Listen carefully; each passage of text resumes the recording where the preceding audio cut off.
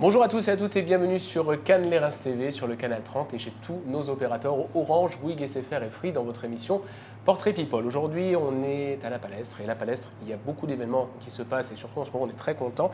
On est avec Amaury Vassy. Bonjour Amaury. Bonjour. Ça va? Ben, ça va super. Bon, Super. alors on vous attrape juste un petit peu au vol, juste avant de monter sur scène. C'est très bien comme ça aussi. Hein. Vous êtes tranquille, ça Ah, va? Je suis très tranquille. Je suis pas l'artiste qui ressent le plus le trac, donc tout va bien et c'est un plaisir là, de pouvoir échanger avec vous. Alors on dit que généralement les artistes ils sont traqueurs. Bon, vous avez quand même une sacrée expérience aussi. Oui, Donc, puis c'est surtout du plaisir parce voilà. que en fait le trac des premières scènes se transforme très vite en plaisir à retrouver le public et puis voilà, quand on a bien travaillé, on est serein. Oui, voilà, c'est ça. Alors, serein, évidemment aussi. Bon, il y a toujours un démarrage, il y a toujours un déclic, quelque chose qui s'anime quand vous découvrez la musique. C'est venu à quel moment? Quel a été le déclic qui a permis aujourd'hui de vous retrouver, de vous connaître? Eh bien écoutez, c'est un peu le hasard qui m'a amené aussi à devenir, à acquérir un petit peu de notoriété, puisque au début j'étais pas programmé pour être sur le devant de la scène, puisque je chantais ce que j'aime appeler moi du lyric pop. Et c'est vrai qu'en 2009, j'ai eu la chance d'être repéré par une maison de disques, par Gérard Louvain aussi, producteur de spectacle.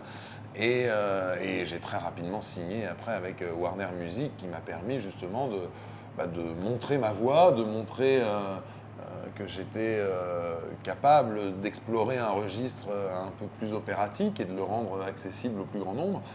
Et aujourd'hui, j'ai eu envie de rentrer un petit peu dans ce registre qu'est la grande variété française au travers d'un hommage. Un hommage exceptionnel. Voilà. Alors, moi j'avais une question, on parlait de voix il y a quelques instants.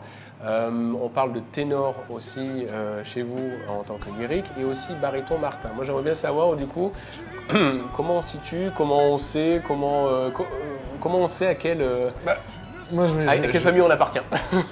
Je dirais que ce sont les gens autour de moi qui vont évoquer ces termes. D'accord, voilà, c'est pour ça. Je n'ai pas de préférence parce que moi, ce que j'aime dire, c'est que je suis un artiste qui aime communiquer des émotions, qu'elles soient vocales ou verbales, à son public. Évidemment, le lyrique permet d'apporter des émotions par la puissance de la voix et par les vibrations qu'on fait ressentir au public.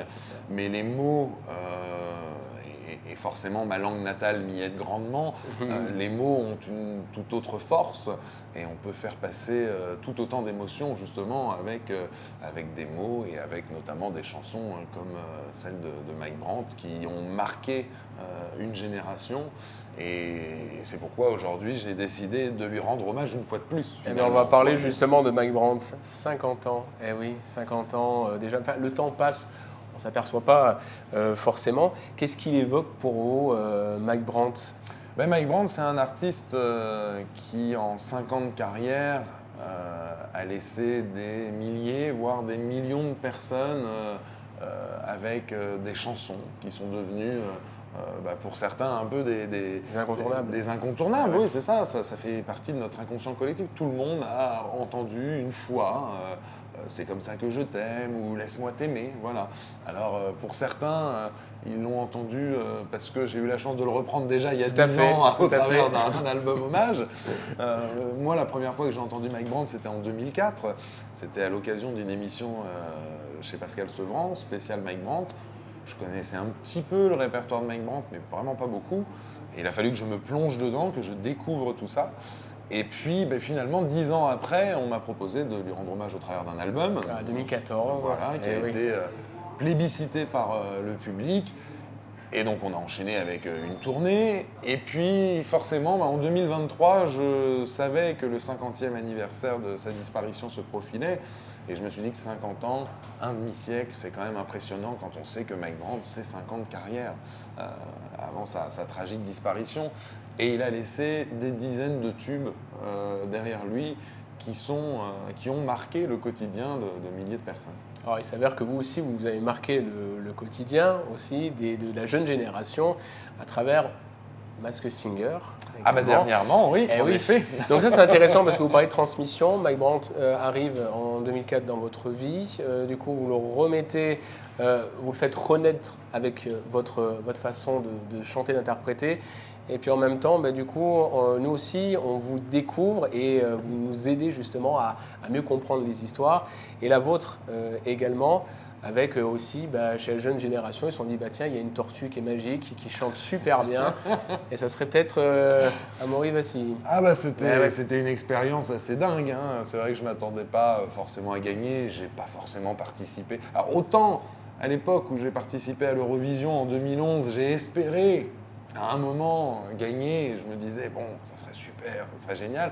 Autant là, Masked Singer, je ne l'ai pas du tout fait dans cet état d'esprit-là, c'était vraiment pour m'amuser et puis pour avoir quelque chose de différent à montrer à mon fils qui venait de naître peu de temps avant. Voilà, je m'étais dit que quelques années après Masked Singer, je pourrais lui montrer un petit peu cette émission et puis voir s'il accroche avec le personnage de la tortue sans lui dire évidemment que je me cache dessous. Et le jour où je lui montrerai et où il verra la finale et où il verra le démasquage, j'ai hâte de voir sa réaction. Oui, voilà, c'est surtout pour ça que je l'ai fait. Et le fait de gagner, forcément, ça rend cette expérience encore un petit peu plus magique. Le costume était magnifique, j'étais très content d'avoir choisi, parce que ça a été un petit peu ma condition sine qua non, c'est que quand la production de Masked Singer m'a appelé, voilà, il y avait plusieurs costumes, et moi, ils m'ont proposé de rentrer dans un costume, et j'ai tout de suite demandé s'il y avait une tortue. On m'a dit oui, il y a une tortue. Et pourquoi la tortue? Et tout simplement parce que mon fils, quand il était vraiment tout bébé, il y avait quelques photos où il avait une expression du visage qui nous a fait beaucoup rigoler, ma femme et moi, et on disait « Oh, regarde la petite tortue », enfin voilà, un truc comme il y en a parfois tout le temps, dans toutes les familles, voilà, un petit truc mignon. Et puis j'avais envie oui, c'était ça, j'avais envie de marquer cette expérience par ce petit clin d'œil-là. Alors il y avait cette émission-là, on parlait de l'Eurovision. L'Eurovision, chaque année, a un renouvellement en cherchant des artistes, qui sera le prochain, etc. Ça, pareil, c'est arrivé comment ça arrive jusqu'à vous? On vous propose directement vous savez, parfois on n'a pas toujours le contrôle sur là où on nous propose. Voilà. Ma maison de disques, en effet, avait mis mon nom sur les potentiels volontaires, on va dire. D'accord. Et c'est vrai qu'au départ, je n'étais pas un fin connaisseur du grand concours de l'Eurovision. Et j'ai pris beaucoup de plaisir à représenter mon pays. C'était un petit peu ma compétition à moi. C'était en Allemagne en plus. La France. Voilà, c'était à Düsseldorf. Et c'est vrai qu'en 2011, on a un petit peu, on a remis un petit peu l'Eurovision en odeur de sainteté, si je peux me permettre l'expression, parce qu'il y a eu un espoir qui est né des bookmakers qui ont tout de suite placé ma candidature parmi les soi-disant favoris, ce qui m'a permis en amont de la compétition de faire des télés à travers l'Europe entière, presque même le monde entier. J'avais même des Australiens qui venaient m'interviewer parce que j'étais le favori.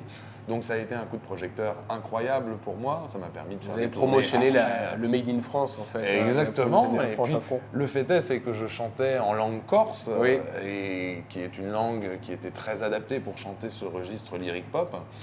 Et avec le côté régional, c'est ça qui est bien, parce que c'est vrai qu'on voit pas. On a Patrick Fiori qui se lance dans cette partie-là, de mettre en avant une langue régionale, et là de le faire à l'échelle quand même européenne. C'était le moyen de garder l'ADN français, qui est d'une richesse incroyable pour ce qui est des langues régionales. Et puis c'était quand même un moyen de coller à ce registre lyric pop que je défendais depuis le début, que j'ai principalement chanté à mes débuts en italien.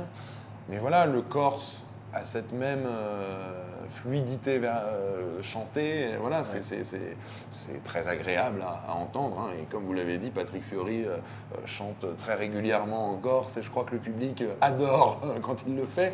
Donc je pense que c'était un bon choix en tout cas pour défendre la diversité de la France et puis de le présenter à l'Europe entière, en effet. Alors ce soir, Mike Brandt, ici même à la Palestre. Vous êtes un habitué aussi des pianos-voix, hein, Aussi. voilà.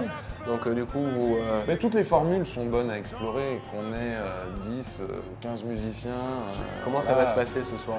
Ah bah ce soir, il faut que ça soit festif. Moi, ce que je veux, c'est que le public chante avec moi. Et ce qu'il y a de magique avec Ça le va chanter. répertoire de... En fait, voilà, c'est ça. Ce qu'il y a de magique avec le répertoire de Mike Brandt, c'est que les gens, quand ils achètent leur place, ils sont convaincus. Après, il faut juste pas les décevoir. Exactement. Donc voilà, le but, c'est de créer ce lien et qu'ils ressentent que je prends plaisir, que je chante pas Mike Brandt parce que c'est bon pour ma carrière ou ceci ou cela. Non, je Mais prends on sent vraiment beaucoup une de plaisir passion. à l'interpréter. Et oui, mais je n'ai jamais été un fan de Mike Brandt. Par contre, je suis vraiment impressionné par ce qu'il représente 50 ans après. C'est incroyable de voir que les gens, on se manque. Quand il a disparu tragiquement, il a laissé un vide. Il n'a pas pu Il n'y en a pas chanter deux sur comme toutes les lui. scènes de France. Voilà. Il n'y en a pas deux comme lui. C'est devenu une légende. Et les légendes, il faut absolument les mettre à l'honneur. Et c'est vrai qu'il y a beaucoup d'artistes actuels qui ne veulent pas s'abaisser à chanter d'autres artistes. Ils préfèrent Ok. défendre leur propre répertoire. Et évidemment que j'aurais très envie de défendre aussi mon répertoire un peu plus personnel, comme je l'ai fait il y a quelques années, lorsque Slimane m'a composé des titres, etc. Mais je prends aussi beaucoup de plaisir à ce que ce patrimoine culturel de la variété française soit tout aussi mis en avant que les artistes d'aujourd'hui. Quels sont vos prochains rêves que vous n'avez pas encore réalisés? Est-ce qu'il y en a quelques-uns? Est-ce qu'il y en a un ou deux? Il y en a toujours, parce que Ouais. je suis Un qui vous un vient rêveur. à l'esprit tout de suite. Écoutez, non, mais mon rêve, c'est de pouvoir continuer ma carrière en faisant ce que j'aime, c'est-à-dire chanter mes chansons, chanter les chansons des autres et surtout véhiculer des émotions, parce qu'un artiste, il est avant tout là pour véhiculer des émotions. Certains ont envie de prendre position, moi j'ai envie de donner du plaisir, parce qu'aujourd'hui, voilà, c'est pas toujours joyeux pour tout le monde au quotidien, et il faut qu'il y ait des artistes qui soient là pour rendre un petit peu le sourire. Vous n'avez pas envie d'avoir une étiquette, c'est ça? Non, mais fatalement, j'en ai quand même une, parce que c'est un peu comme ça que ça marche en France. Mais Ouais, je c'est vrai. préfère cette étiquette de chanteur qui va raviver des souvenirs et des bons moments que les gens ont eus grâce à la musique, plutôt que d'être là pour dénoncer ou tout ça. C'est pas ce pourquoi je suis présent sur scène. D'autres le font tellement mieux que moi que je me satisfais grandement de simplement voir des sourires lorsque je chante Laisse-moi t'aimer, lorsque je crie l'amour tel que le criait Mike. Voilà, le principal, c'est de véhiculer du plaisir et des émotions. Je dis souvent un peu la même chose, mais parce que ça se résume à ça, être artiste, c'est véhiculer. Alors nous, le peu de personnes qu'on ait croisées avant d'arriver jusqu'à vous, déjà avaient le sourire, et nous aussi, parce qu'on partage un moment où on sait que on vous attend sur un répertoire qui va nous rappeler beaucoup de souvenirs, et pour ceux aussi qui vont regarder cette interview. Voilà, je voulais vous remercier en tout cas, Amaury. Merci Je à vous vous. souhaite en tout cas plein de succès, et nous on va être dans la salle. En tout cas, cette interview, vous allez pouvoir le retrouver également sur le canal 30, canal Les Reims TV, et puis notamment aussi sur notre site internet, les www.lesreims-tvradio.fr, et je vous dis à très bientôt pour un prochain Portrait People. Merci Amaury. Merci beaucoup. À bientôt. bientôt.